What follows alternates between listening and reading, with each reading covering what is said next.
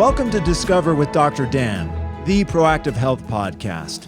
Today and in other episodes, I'm going to be talking about my adventures traveling around the world, finding plants with undiscovered molecules in them that have the potential to revolutionize how we take care of our bodies.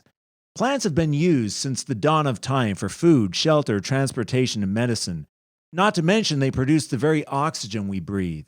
Plants contain molecules embedded in them from Mother Nature that have drug-like properties.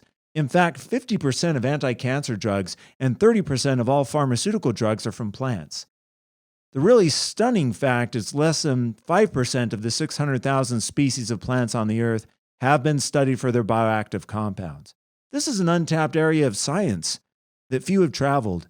Continued discovery of plants and their components are essential to improving the human condition and in fighting back against the plague of obesity, metabolic syndrome, and other maladies sweeping the earth. Study of plants needs to happen immediately, as an estimated 30 species of plants go extinct every single day. Hunting for plants is always an adventure. Getting to the actual exploration location can be a task in and of itself. Finding a guide, trying to communicate, negotiating with people who want you to leave, traveling in the region, eating the food, being chased by wild animals, traversing rough terrain, and trying to find the plant of interest. These expeditions can in some cases bring situations where one's life can hang in the balance, as I'll mention in a minute. Chronic obstructive pulmonary disorder, COPD, is a serious health concern. COPD accounts for 5% of all deaths worldwide. Aside from this disease, general lung health problems due to environmental conditions out of our control can compromise health of this organ. Innovative products are needed to provide protective support to the lung holistically. There is a plant growing in the Hawaiian Islands that might be able to help with this. Hawaii is a mecca for a plant hunter. Geographically speaking, Hawaii is the most isolated place on Earth, as you need to travel over 2,000 miles in any direction to get to the next closest landmass. 2,000 miles to the north, you have the Aleutian Islands. 2,000 miles to the west, you have the United States. 2,000 miles to the south, you have Kiribati, and 2,000 miles to the east, you have the Northern Marianas Islands. Due to its isolated nature, the Hawaiian Islands contain a lot of indigenous plants that are not found anywhere else on the planet. One plant native to the Hawaiian Islands is Artemisia australis, also known in Hawaiian as Hinahina. Another common name for this plant is the Oahu wormwood. This plant grows on the rocky cliff faces in the cloud forests of the razor-sharp Ko'olau Mountains that traverse the island of Oahu. This plant can be seen at elevations above 2,000 feet. A Hinahina is known as the ghost plant due to its propensity to disappear seemingly instantly. The plant grows only on certain cliff faces based on moisture, sunlight, wind direction, and other variables. The location of these plants are constantly changing. You'll find it in one place, and then 6 months later, the entire shrub will be gone. It will then show up in a random place that wasn't there the last time you checked. In talking with traditional medicine healers called kahuna la'au lapa'au, I learned that hinahina was used in Hawaiian medicine to help with respiratory infections. This plant was a first line of treatment for asthma for Hawaiians. Lung health was a problem among the Hawaiian people due to the very moist air that can be filled with both pollen and spores that can get into the lungs and cause irritation. The leaves of this plant were steeped in hot water, and the tea was drunk at a temperature as hot as was tolerated.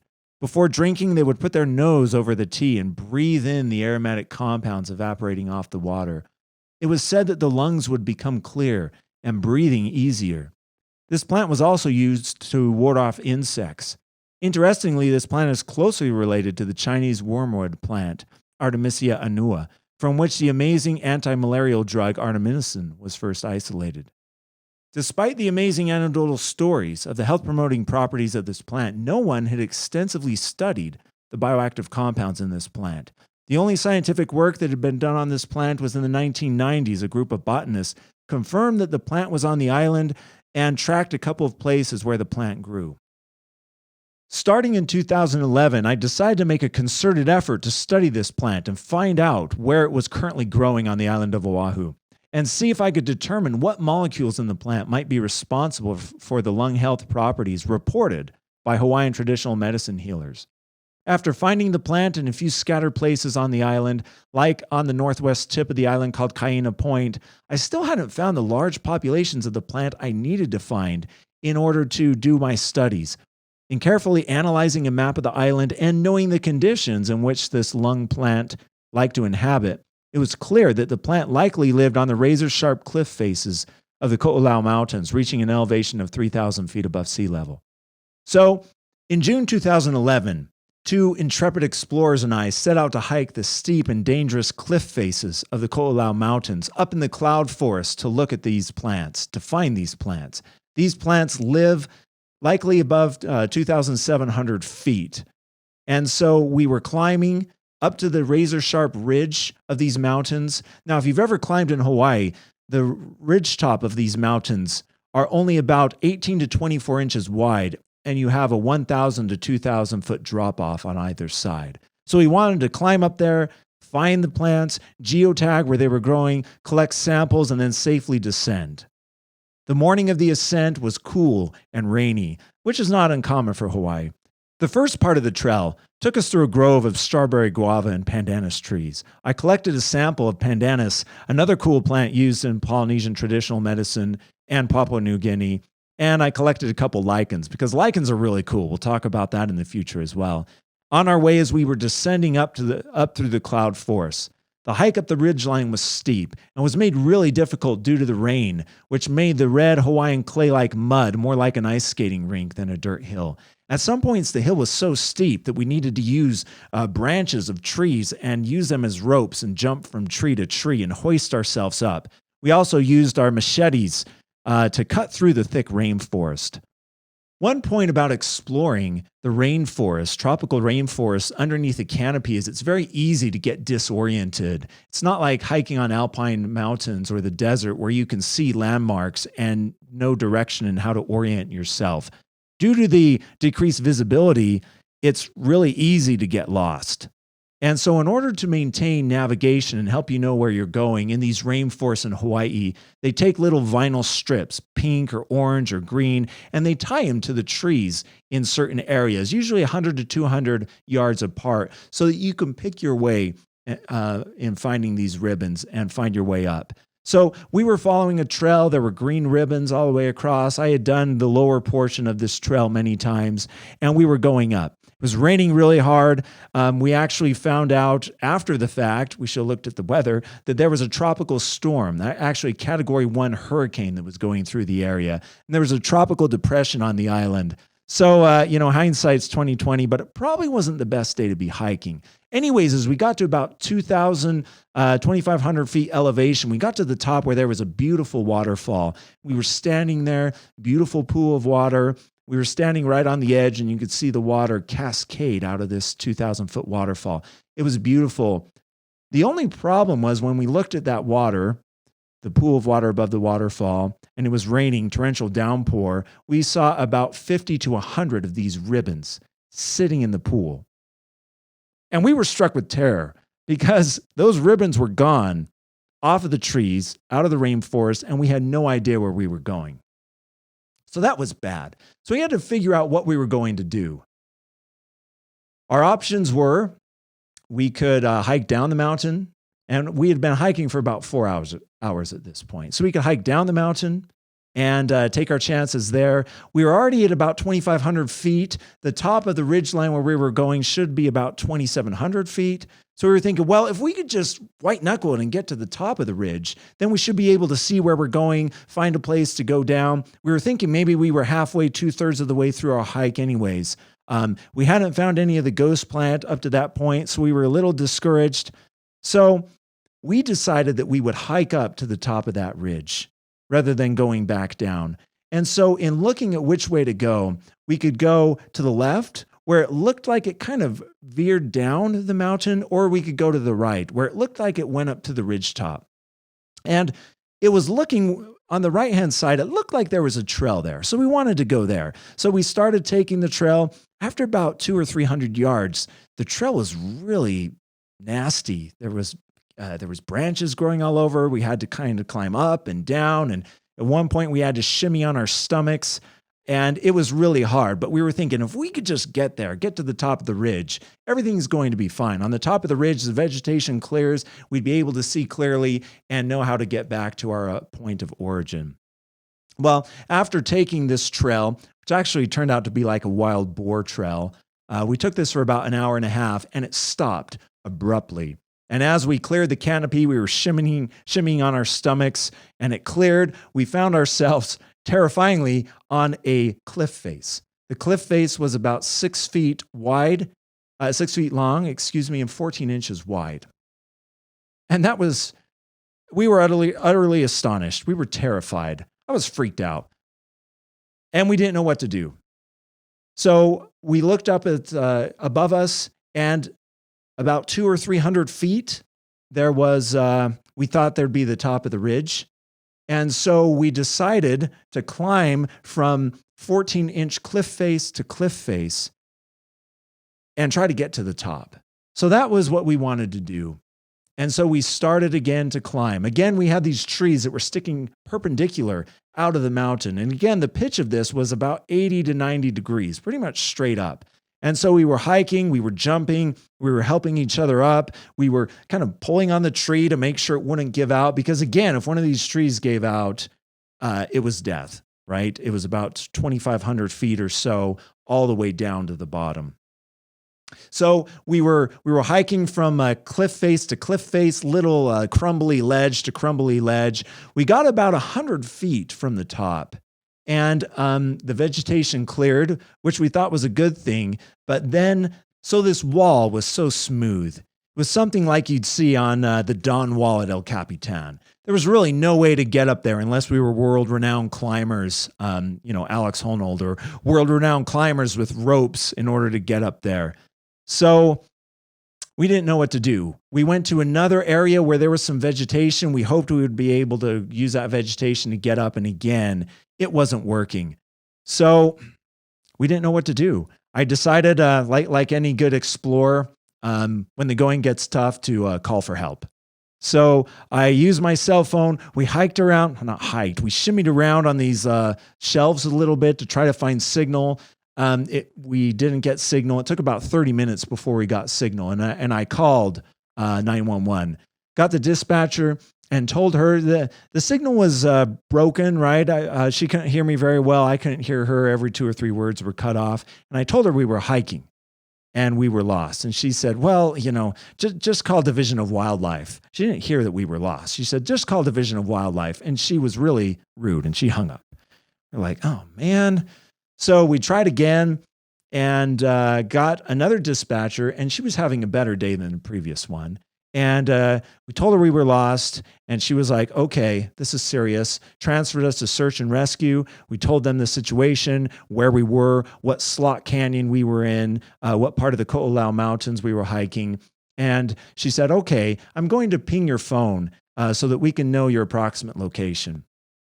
I was like, yes, this is great. She pinged the phone, and it showed that we were in the Pacific Ocean.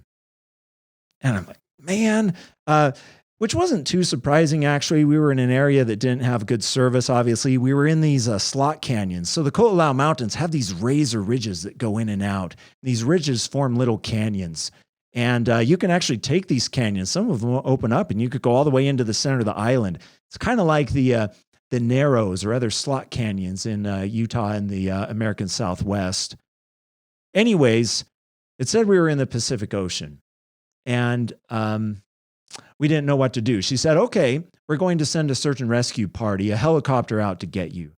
And so after about 20 minutes, and at this point, we've been hiking for about 7 hours. Well, we're standing on this ledge, hiking for 7 hours total, standing on this ledge for an hour or so. So about 20 minutes after talking with search and rescue, we heard the low drone of a helicopter, and we were excited. And I was able to call search and rescue again. They put me on hold, actually, and I was waiting there. And then the lieutenant over the search and rescue mission was transferred. He got on the line, and we started talking. And he said they were bringing the helicopter over. We could hear it. Helicopter veered around the Pacific Ocean and started coming towards us. And we were excited. Talking with him, I was telling him our location. And the helicopter came, and it came about 10 slot canyons from us and about 300 feet below us. I'm like, man, this stinks. And he said, we can't find you. And I'm like, I know, we are 10 canyons over from you. He's like, okay. He was relaying that to the helicopter pilot. Helicopter pilot went out, went around the Pacific Ocean just because the wind currents are so bad in these Ko'olau Mountains, these slot canyons. So he had to come out and come back in. So he came back in, and he was 5 slot canyons away. And he was probably about 100 feet below us. And again, we're like, no, it's not working. He said, okay, we're going to do one more. And I said, we're about 5 slot canyons away. So we went out, came back in, and we heard the drone, and we're like, yes, this is going to be good. And it turns out that he went the other way on the opposite side. And he was about 3 slot canyons the other way. And at this point, we were getting frustrated, and he was getting frustrated. And he said, well, this tropical storm, another bout of this hurricane, Category 1 hurricane, is going to hit us in about 45 minutes, and we need to get back to the base. We need to get the helicopter in. So he said, we have time for one more pass. We don't have enough fuel. Storm's coming in, so one more pass. And I was starting to freak out. The other people with me, we were almost in tears. It was bad. Sitting on that rock face, now we'd been sitting there for about an hour and 45 minutes, almost 2 hours. My legs were about to give out. You couldn't sit down. You had to keep your legs straight. I didn't want to move, right? If I moved, it was kind of crumbly. It had some dirt to it, and this ledge was pretty crumbly. So I didn't want to move. If I moved, that could be sure death. It's interesting what you think about when you think you're going to die. I thought about my wife and my children, how I would leave my wife, a widow with my 3 daughters. I, thought about, kind of had a reckoning with God if I've been living a good enough life. There were a lot of things I wanted to change. And I really thought that I was going to pass away. I was not pass away. I was going to die, fall off the cliff or something like that. Anyways, they came around, and they were coming, heard the drone. The drone was super loud. There was a few trees above us, but you could hear it really well. I was like, yes, this is it. This is happening. And actually, the helicopter was coming, and I could see it was 1 slot canyon away. And man, the feelings at that time, I was like, we are literally going to die. Again, talking with the lieutenant, he was like, if we can't find you, we're going to have to wait overnight, and we'll come back the next morning. I was like, well, if you're going to come back the next morning, I might as well jump off this cliff, because there's no way that I could stand there for another 16, 18 hours. So it was coming. It was going in the wrong slot canyon. And I thought, well, if I'm going to die, I'm going to go out swinging. So there was this one tree that was sticking out of the cliff face, and it was hanging out about 10 feet. And I thought, well, here goes. I was going to shimmy up that tree, sticking a little bit above the canopy. And I thought that if I could shake that tree, I don't know, maybe something would happen. So the helicopter was coming. It was going into the wrong slot canyon. I shimmied up this tree. I could feel it bowing, and I was looking straight down at 2,000 feet of sheer death. And I shook the tree, and they actually saw it. They saw the shaking. They pivoted around, and they found us. The lieutenant said, well, we found you, and that's good, but we don't know if we could pick you up, because we have to come super close to the cliff face. And you basically have to bring the helicopter in 90 degrees to the cliff face to try to get to you. He said, we're going to try it. And helicopter come up, it pivoted, kind of shimmied a little bit. I'm like, oh man, they're not going to be able to do it. Got in closer and shimmied just right so that he was hovering there. He was hovering there, and then someone in the helicopter with a rope jumped out in a harness, came down. He was talking with us. We were able to push through the vegetation. We had to cut a little bit of it with our machetes, which is kind of scary standing on that cliff face. And he was able to pick us up, hooked us to a harness, pulled us up, and flew us, down to the a beach park, actually, where the rescue operations, that was the headquarters. Dropped us down there, and man, I can't tell you the feeling of relief that I had.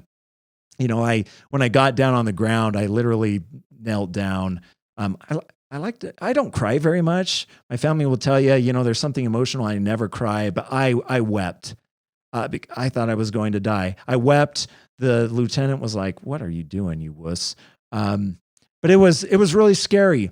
In talking with the lieutenant, he said, "Well, you're lucky because there's not many people that could do this 90-degree maneuver on a cliff face, on a razor sharp slot canyon with wind gusts that go in and out about 40 miles per hour in a tropical depression." He said that the only guy that he knew was the guy that was flying that day. The guy that was flying that day, the helicopter, he was a Green Beret, and he actually did a lot of missions, top secret missions and dropping Green Berets in different areas and in different situations. And he said, and that helicopter driver, this Green Beret, former Green Beret pilot, he wasn't working. He wasn't going to work that day. But it turned out that that someone else canceled, and he was kind of a special ops type person that would come in once in a while when they needed help. And it just so happened that he was on duty that day. So that's my story. Didn't find the plant. Since then, I had some PTSD, right? For 6 months or a year. I didn't want to go back there. When it came to roads going around the island, I actually chose to go the other way, which was about 45 minutes longer, just because I didn't want to see that area. A year later, I went up there. I faced my fears. I was able to find the plant. When we were hiking up there, where we got lost, actually, if you took the left-hand trail and you went up a little bit more, it led to this area, the cliff face, and right down off the cliff face in this crazy little canyon. It had a little ledge, but there were 20 or 30 of these ghost plants. So I collected these plants later on, took them to my lab, analyzed them. And in these plants, I found that there was a compound called eucalyptol, which had amazing lung health properties. And so I was able to isolate it. I was able to use it. I incorporated it into a formula and found that it was amazing at helping with respiratory issues, asthma, and other lung health issues, as well as general lung health. So it was amazing. One thing about traditional medicine and plant hunting that I've always found fascinating is how do these traditional medicine healers, 500, 1,000, 1,500 years ago, where they've been using these plants, how did they know that this plant, a Hinahina, this ghost plant, could help with lung health? I've always found that fascinating. They didn't have any chemical instrumentation. They didn't have any methods that they could use. And so I wondered, is it divination? Is it trial or error, right? Did they give it to people in the village and, Uncle Sione died, so let's give it to someone else or try something else. I've always found that fascinating. So there's not too many people doing this plant hunting research. We need more people doing this. Mother Nature has so many secrets left to unfold, and we need to go out there. A lot of people think that science is stagnant, that everything that's been discovered has been discovered. And there's nothing really new out there, especially when it comes to plants. Botanists have maybe found everything. People have been to the Amazon looking for things, but not very many people are studying plants with the purpose of pulling out molecules and studying these bioactive compounds and what they can do for human health. So we need more people doing this. We need people to study plants before these plants become extinct. Like I said earlier, 30 species of plants go extinct every single day. And when these plants go extinct, the secrets of Mother Nature, these treasures, are lost. So that's my story. Let's now answer some questions. During this area of COVID, there's a lot of people asking, do wearing masks actually work with COVID? And this is a really interesting question. It's very polarizing, right? When you look at the scientific research, it's clear that wearing masks does definitely help limit the spread of COVID-19, especially people wearing masks who have COVID. Very effective at reducing the spread and aerosolization of the virus. People wearing masks as well. People wearing masks are, it's 70% more effective, more efficient at warding off COVID. One of the cool things about masks, people say, well, you need to wear N95s or different things like that. A solid cotton mask or the fibrous masks that you wear are actually really good at absorbing viruses. So the outside of the virus is covered with carbon-based compounds. And the mask that we wear is based out of carbon-based compounds. And so one of the basic chemical principles is like associates with like. And so this virus molecule is spewed out of our mouth, and it has to decide, is it going to go through the air where there's nothingness there? I mean, there's air, there's oxygen, there's nitrogen, or it has a choice to hang out with the carbon on our masks. And it chooses basically every single time to stay on the carbon. And so masks are very effective at limiting the spread of COVID. Another question I'm often asked is, what's the best multivitamin to take? Everybody wants to take a multivitamin, and the marketing on multivitamins has been amazing, right? The multivitamin is a classic proactive wellness compound. You take it every day in order to ward off bad health effects, both now and in the future. And so, what's the best multivitamin to take? Actually, when you look at the scientific research, unless you're nutrient deficient in a certain vitamin and mineral, which is rare when you live in developing countries, obviously people living in third world countries can be deficient in several different vitamins and minerals. But if we're living in a developed country, classic multivitamin isn't effective at all, right? You look at foods, fortified foods like Lucky Charms and Twinkies, and you look at the side of the package, they're fortified in vitamins and minerals, 100%, 100%, 100%, 100%. And so we really don't need vitamins and minerals. There have been a lot of clinical studies studying 600,000 people. One group took a multivitamin, the other group didn't, and they tracked them for 20 years. And they found that the multivitamin group versus a control group, there was no difference at all between incidences of heart attack, stroke, cancer, other health maladies, exactly the same. So what's going on here? No vitamins and minerals, they're not needed. Well, we've been talking about compounds in plants. It's the compounds, the bioactive compounds, the drug-like compounds in plants that are actually the beneficial components. And we'll talk more about what some of these bioactive compounds are and about how we can develop a multivitamin-like compound, a product that can really help to support health. It can have the same properties and the same health benefit that a multivitamin should have. This is a really fascinating area of research, and we're going to have a whole episode devoted to multivitamins, how they work, if they're effective. We're going to talk about the studies, and we're going to talk about, most importantly, alternatives to multivitamins. So thanks for your support. It's been great talking with you. I feel a connection with you guys, and that helps me feel comfortable sharing really sensitive and harrowing experiences like this near-death experience trying to find the ghost plant on the island of Oahu. So thank you. Take care. This is Dr. Dan signing off.